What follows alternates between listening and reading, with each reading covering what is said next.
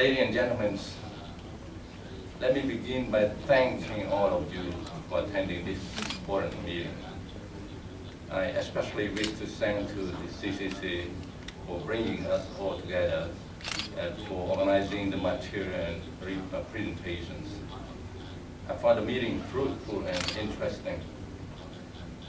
While the royal government of Cambodia has long been committed to the underlying principle of the OGP, availability of information about government activity, support of civic participation, integrities, and the use of technology to promote openness and accountability.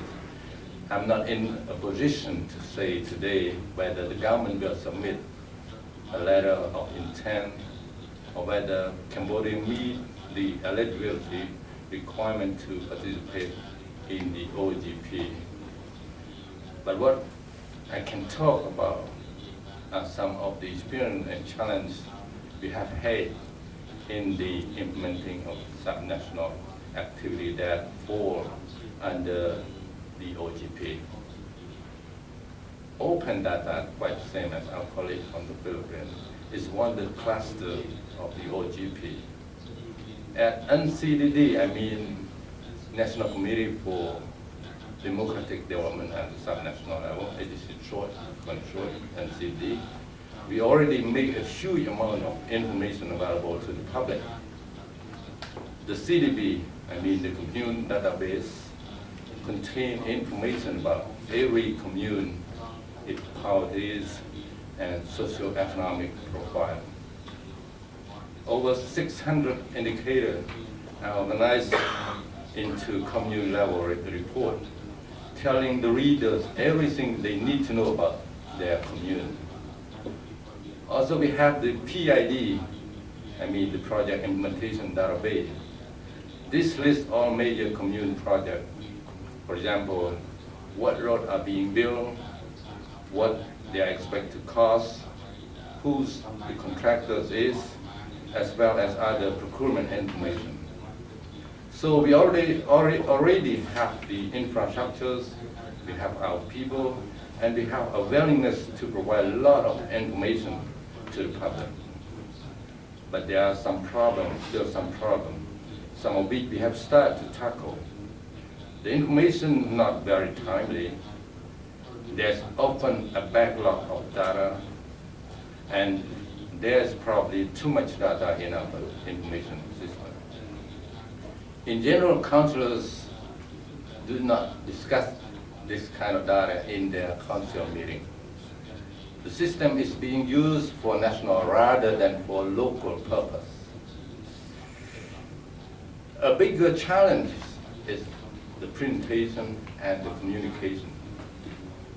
For the information to be useful at the local level, the citizen, local community to understand the information and constructively engage subnational administration.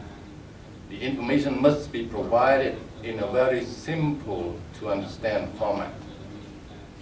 So we need to focus the data, get to a core set of actionable information, and to present it in poster, brochure, or other material. We know from our experience, this takes a very, very long time to develop. At NCDD Secretary, in consultation with the civil society organization and with feedback from our citizens, it took us almost 1 year to agree on what the most essential standard, right, indicator, and financial information for citizens are, and how to present this in a way people living in a rural community can best understand. We have a long tradition of civic participation and engagement at subnational level. Every year, village planning consultations are held. This provides an opportunity for subnational administration to listen to the citizen and for citizens to influence the most important decision their commune council make what project to implement. Citizens are also represented on the project management committee and are encouraged to attend council meetings. These are all quite open. At district level, they have just finished designing district forum, where each year district will describe their performance and discuss with citizens and civil society organizations the issue and constraint they are facing with. Although data is collected and citizens participate in important subnational planning events, the current strategy has been to monitor subnational administration performance internally within the government, rather than providing information and procedures to facilitate the public and civil society to do the monitoring. Enabling citizens and civil society through information rather than doing it all ourselves, I mean from the government side, is a very different way of doing things. During 2015, we will begin implementing a social accountability program focusing on improving primary schools, community administration, and health centers. This includes a lot of important OGP elements. Citizens will engage subnational administration about performance. Information on budget and expenditures will be provided to the public. Citizens will monitor subnational administration using citizen scorecard and information provided by the government. We will create regulation requiring to disclose the subnational information.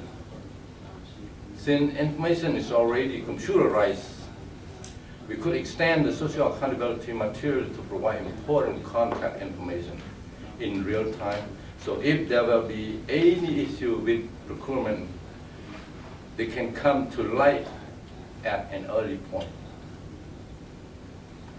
For any of these things to work, a large investment in awareness, facilitations, and communication is needed.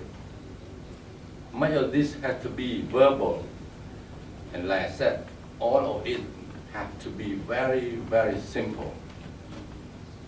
Civil society will need to take an active role in mobilizing citizens and facilitating their understanding, because just providing information will not be enough. Finally, I cannot say whether, as a country, we should focus on our attention on national issue or subnational issue one, or whether we should address large gap or start with some of the low-hanging fruit I have just described. In the case of subnational administration, I think a strong public commitment to the OGP with the participation of and monitoring by civil society would be beneficial. Thank you for your attention. I wish you all the best. Thank you.